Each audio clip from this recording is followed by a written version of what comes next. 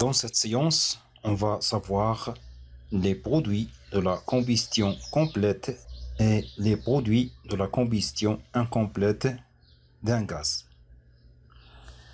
On observe que la flamme est bleue, signifie que la combustion du butane est complète. Au départ, c'est-à-dire avant la combustion, on a le gaz butane et le dioxygène de l'air en excès. On veut savoir les résultats, c'est-à-dire les produits de cette combustion du butane dans le dioxygène.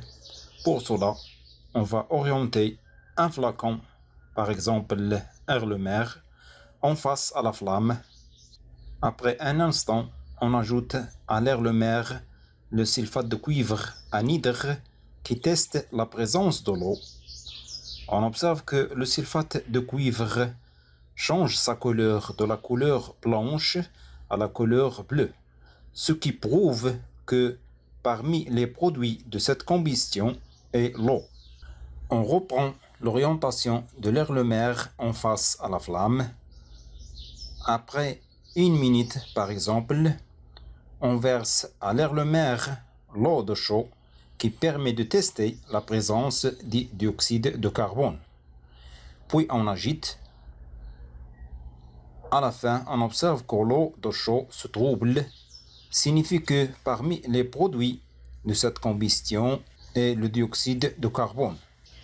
Si la combustion est incomplète, quels sont les produits en plus du dioxyde de carbone et l'eau? Pour cela, on va orienter une soucoupe à la flamme de cette combustion.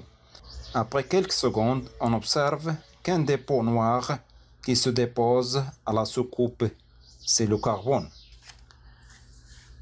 Donc, le carbone est l'un des produits de la combustion incomplète du butane.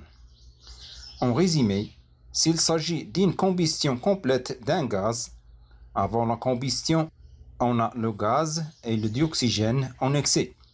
Après la combustion, les produits sont le dioxyde de carbone et l'eau. S'il s'agit d'une combustion incomplète d'un gaz, avant la combustion, on a le gaz et le dioxygène en faible quantité. Après la combustion, les produits sont le carbone, l'eau, le dioxyde de carbone et le monoxyde de carbone qui n'a ni de couleur ni d'odeur.